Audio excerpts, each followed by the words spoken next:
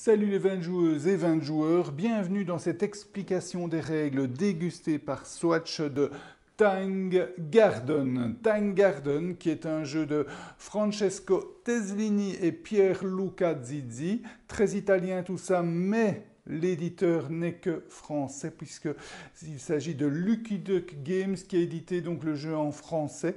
Un jeu de 1 à 4 joueurs, il y a donc une version solo. Un jeu qui est annoncé à partir de 14 ans, mais vous pouvez y jouer dès 12 ans facile. Et annoncé pour 45 minutes, je dirais qu'il lorgne plutôt vers l'heure de jeu. Un très beau jeu, un Time Garden, je vous laisse découvrir le matériel magnifique.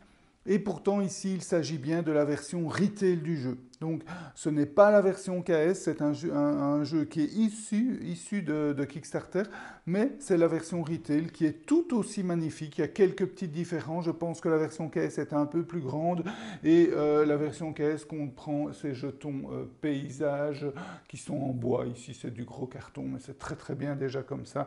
Et les pièces sont aussi en carton, alors que dans la KS, ce sont des pièces en métal. Mais franchement, c'est déjà magnifique comme ça. Si toutes les versions retail pouvaient être comme ça, ce serait le pur bonheur ludique. Hein. Tout est magnifique et ça fait vraiment partie du plaisir du jeu. C'est ce matériel somptueux, cette originalité aussi. Bon, les arbres, on les avait déjà vus dans d'autres jeux, mais bon, les pavillons ici sont magnifiques.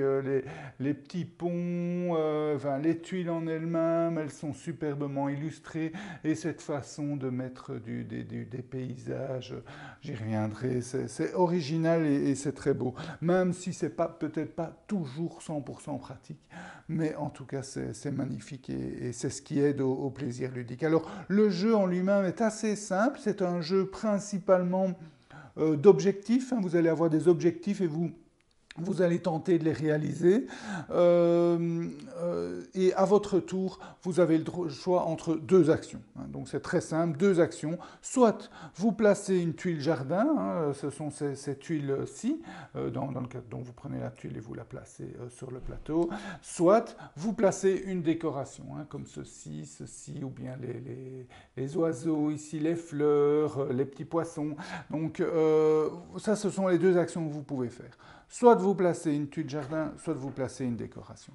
Et donc, comment est-ce que ça se passe? Eh bien, si vous placez une tuile jardin, d'abord revenons à la tuile, à l'exemple, enfin à l'action de placer une tuile jardin.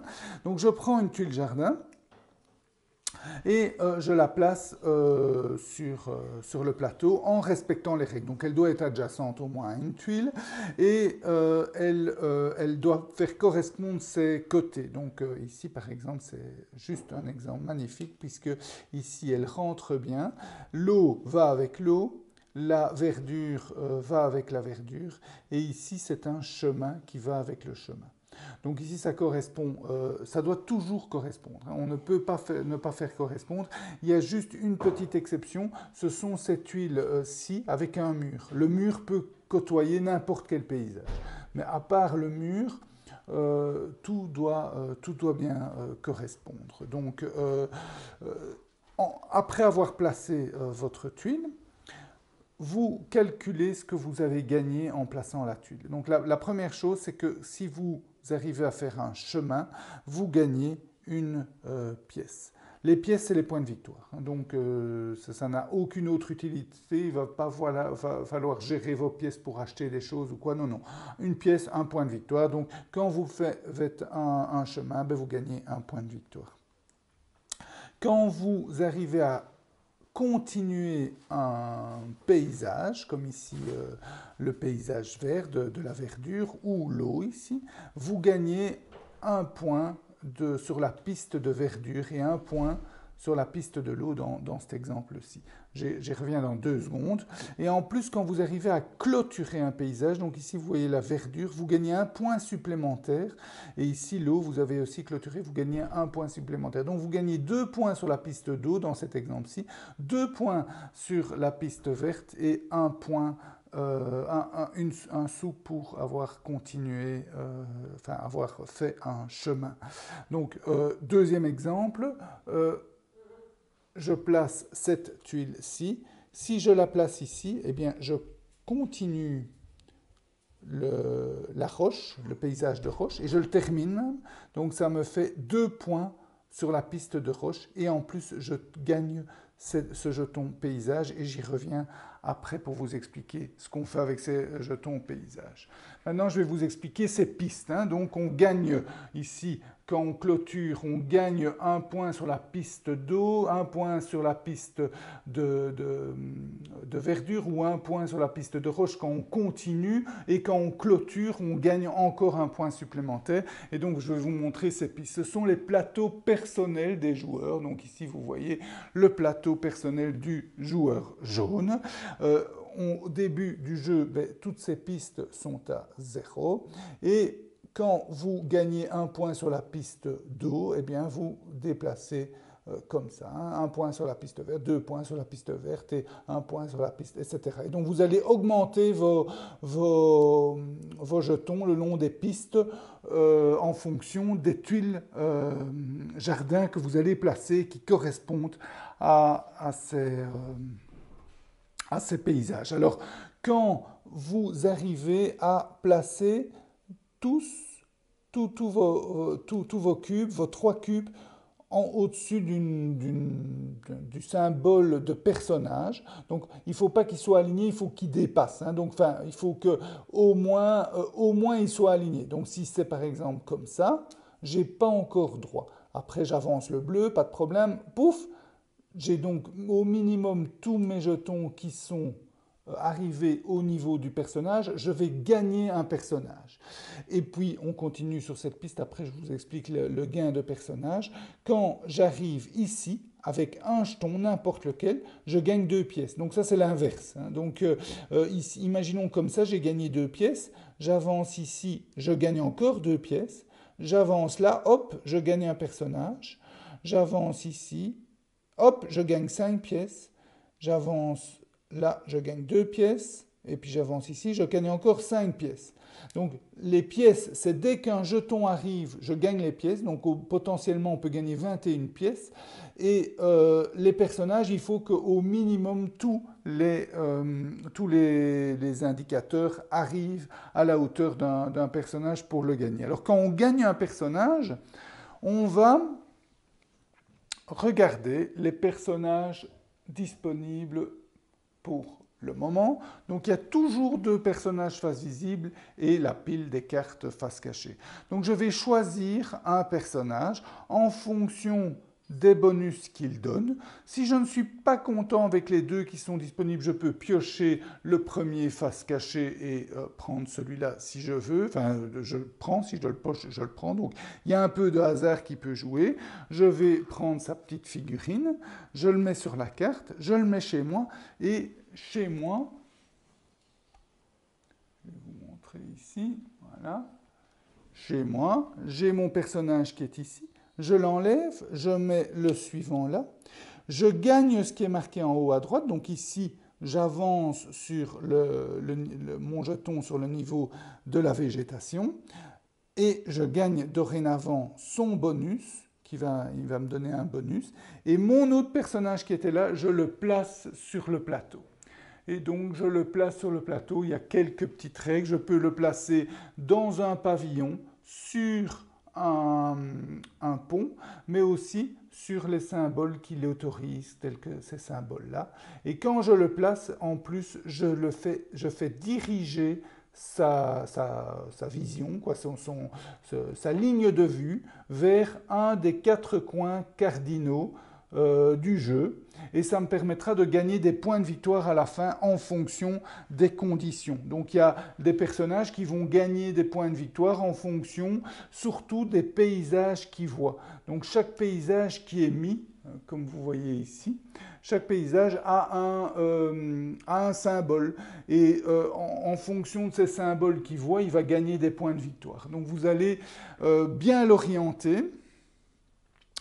Et voilà, ça c'est l'action de placer une tuile jardin sur le jardin. Vous augmentez le long des pistes, vous gagnez des sous. Si vous atteignez certains niveaux sur la piste, vous gagnez des sous supplémentaires ou vous gagnez un nouveau personnage. Ce personnage va vous faire gagner des points de victoire à la fin du jeu, mais aussi en cours de jeu, et j'y reviens, mais je peux vous expliquer par exemple le personnage que je viens de mettre. Donc c'est l'étudiant, hein, l'étudiant c'est le personnage que je viens de mettre. Eh bien l'étudiant, vous voyez, il va vous rapporter une pièce à chaque fois que vous mettez une tuile végétation.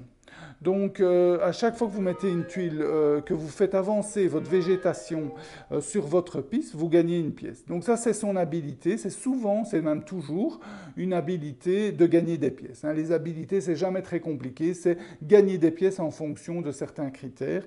Et à la fin du jeu, il va vous faire gagner 2 pièces par tuile paysage de végétation que l'étudiant voit quand il est placé. Donc vous voyez, ça c'est un exemple, mais ils sont tous plus ou moins du même acabit. Par exemple, je vais vous montrer le moine pour vous montrer un autre. Le moine, lui, il va vous rapporter 2 pièces à chaque fois que vous devez choisir une tuile et qu'il n'en reste que 2 disponibles. J'y reviens après pour vous expliquer. Et à la fin du jeu, pour chaque paysage qui voit avec ce symbole-là, il gagnera 3 pièces. Donc les paysages, ce sont donc ces symboles ici, c'est ces trucs-là.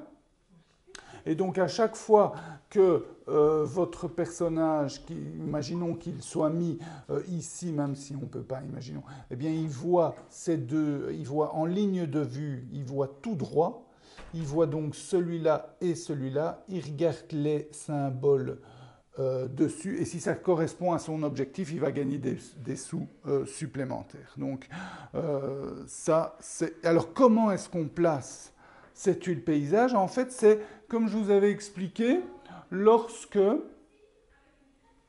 vous placez une tuile sur un jeton paysage. Vous prenez le jeton paysage, et le jeton paysage vous indique 2 types de paysages.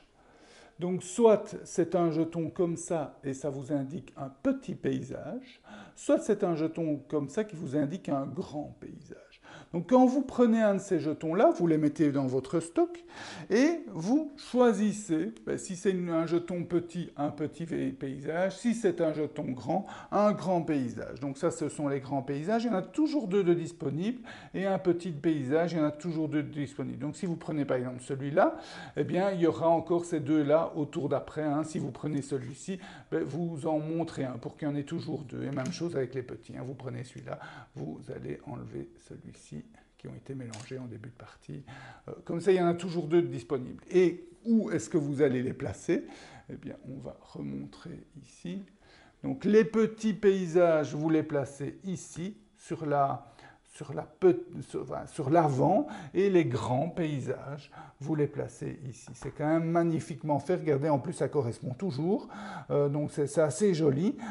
Et ça marche du tonnerre, quoi, hein. Vous les placez. Il y a un petit trou ici qui fait que ça tient bien votre paysage. Et voilà. Donc, c'est super. Donc, je reviens une dernière fois sur ce placement de tuiles jardin. Donc vous placez la tuile, vous gagnez sur les échelles correspondantes, vous devez faire correspondre. Si vous la placez sur un jeton paysage, vous prenez le jeton et en plus vous placez un paysage. Si vous faites correspondre un chemin, vous gagnez des sous. Et en plus, votre personnage va vous faire gagner des sous supplémentaires si vous respectez éventuellement ces contraintes, enfin ces conditions. Et vous avancez sur vos échelles et en fonction de l'avancement sur vos échelles, vous prenez éventuellement un personnage ou pas. Donc voilà, une simple action, mais qui est complexe. Et à la fin, quand vous avez fini, eh bien vous voyez, ben voilà, j'ai pris une tuile paysage ici, elle est une tuile jardin, pardon, ici. La pile est face cachée. Ça veut dire que, et on ne le retourne pas. Ça veut dire que, ah oui, vous ne le voyez pas, attendez, je vais vous montrer comme ça. Voilà. Voilà, ici, hein, donc là, j'ai pris une tuile comme ça. Elle est face cachée maintenant. Hein, donc ici, dans la partie pour le moment qu'on voit ici, eh bien la tuile qui est en bas à gauche est face visible, celle-là est face cachée, et au-dessus, celle-là est face visible et celle-là est face cachée. Donc le joueur suivant ou la joueuse suivante n'aura plus que le choix entre, si elle veut placer une tuile jardin, entre celle-là et l'autre, puisqu'on ne les retourne pas face visible. Donc les choix vont être de plus en plus restreints et souvent de moins en moins intéressants. Il y aura des coups comme je vous ai montré ici où on peut gagner 36 deux fois sur la piste verte, 2 fois sur la piste d'eau et ici par exemple 2 fois sur la piste roche. Mais c'est pas tous les jours qu'on peut rencontrer ça. Donc donc quand il vous reste moins de tuiles, ben, vous avez moins de choix et moins d'opportunités de gagner, de marquer beaucoup. Donc voilà, cette tuile ne se retourne pas, mais la deuxième action, donc la première action c'est prendre une tuile et la placer, etc. La deuxième action c'est placer une tuile décoration. Et donc une décoration. Alors comment est-ce que vous faites? En fait, vous allez piocher dans le paquet décoration, vous allez piocher 2 cartes décoration face cachée, donc là il y a du hasard, et plus autant de cartes face cachée qu'il y a de tuiles jardin face cachée. Donc dans cet exemple-ci, ce serait 4 cartes. Hein. S'il n'y aurait plus aucune tuile décoration jardin face visible, ce serait maximum 6 cartes. Donc vous piochez les cartes et vous les regardez et elles vont vous montrer les différentes décorations que vous allez pouvoir placer. Donc vous allez pouvoir placer des ponts, des pavillons, des oiseaux, des poissons, des fleurs ou des arbres. Donc il y a pas mal de choses que vous devez faire correspondre les symboles. Donc les symboles que vous voyez en haut à droite des cartes doivent être disponibles sur le plateau. Donc, par exemple, vous voyez ici, il y a eau, il y a feuille, il y a ici un brin, et en fait, ce sont ces symboles ici. Vous voyez, pour mettre les poissons, j'ai dû mettre sur un symbole comme ça. Pour mettre un pont, j'ai dû mettre sur un symbole comme ça. Pour mettre ici des oiseaux, j'ai dû mettre sur un symbole comme ceci. Même chose pour les arbres, sur ce symbole-là. Les pavillons sont sur ce symbole-là, etc. Donc, vous devez faire correspondre les symboles, il faut que ce soit disponible. Si ce n'est pas disponible, tant pis. Et ça peut arriver, hein, ça peut faire grincer les dents, mais ça peut arriver que vous piochez des cartes, qu'il n'y a aucune fois le symbole disponible et que vous vous retrouvez bredouille, donc vous ne faites pas votre action et vous avez perdu votre tour tout simplement. Donc, heureusement, ça n'arrive pas trop souvent, mais ça peut arriver. Donc c'est pour ça qu'il faut plutôt faire cette action quand il y a beaucoup de tuiles face cachée pour pouvoir en piocher plus et minimiser ce risque. La deuxième chose, c'est que si vous choisissez certaines tuiles décoration, vous allez pouvoir augmenter sur les pistes correspondantes. Donc ici, la piste bleue, la piste verte, et là sur une piste au choix. Et puis la troisième chose, c'est que ces tuiles décoration vont souvent correspondre aux objectifs de vos cartes personnages. Donc par exemple ici, ce personnage-ci, l'architecte, il va vous faire gagner 2 pièces à chaque fois que vous placez un pavillon ou un pont. Vous avez, vous avez cet autre personnage, par exemple l'impératrice. L'impératrice, elle aime les fleurs. Donc à chaque fois que vous placez une fleur, vous gagnez 2 pièces. Donc vous allez choisir ces décorations en fonction évidemment de ce qui reste de disponible, des bonus sur les pistes correspondantes, mais de votre carte personnage et aussi de ce qui rapporte à la fin du jeu. Donc les arbres, vous voyez, ils vont vous rapporter plus de points de victoire. Au plus vous aurez d'arbres différents en fin de partie, plus vous aurez des points de victoire ici, des pièces. Les fleurs, à part 2 fleurs différentes, elles vous rapporteront 6 pièces. Les oiseaux et les poissons, quand ils sont ensemble, quand vous avez réussi à placer un oiseau et un poisson, eh bien, vous gagnez aussi 6 pièces. Les pagodes, c'est la joueuse qui en a le plus, qui gagne 12 pièces, et la deuxième, 6 pièces. Et les ponts, c'est juste 2 pièces par pont. Donc voilà, vous allez jouer c'est magnifique, décoration. Vous allez les jouer pour les pièces qu'elles vont vous rapporter grâce à vos personnages, grâce aux pièces à la fin de victoire et évidemment grâce à leur disponibilité. Alors, la dernière chose que je vous ai quasi tout expliqué. Donc, j'ai expliqué comment placer une tuile jardin, comment placer une décoration. Maintenant, je dois encore vous expliquer les petites particularités que vous avez sur votre plateau personnel. Donc, sur votre plateau personnel, vous avez 4 jetons. Ces 4 jetons bonus, one shot, que vous réalisez quand vous voulez, mais une fois pour toute la partie. Donc ici, c'est pouvoir choisir 2 tuiles paysage au lieu d'une seule à votre tour. Quand vous faites une tuile jardin, ben vous en prenez 2, vous placez 2 tuiles jardin et vous retournez. Comme ça, c'est plus disponible. Vous ne pouvez pas de toute la partie refaire cette action bonus. Ici, c'est la même chose, mais avec 2 cartes décoration. Donc jouez 2 cartes décoration parmi celles que vous avez piochées. Ici, ça vous permet celle-ci vous permet de déplacer un personnage. Donc il y a un personnage que vous avez placé sur le plateau et vous vous rendez compte qu'il serait beaucoup plus intéressant de le déplacer à tel autre endroit. C'est pour cette action-là. Et celui-ci vous permet de choisir dans la pioche de personnage le personnage que vous gagnez quand vous arrivez à gagner un nouveau personnage.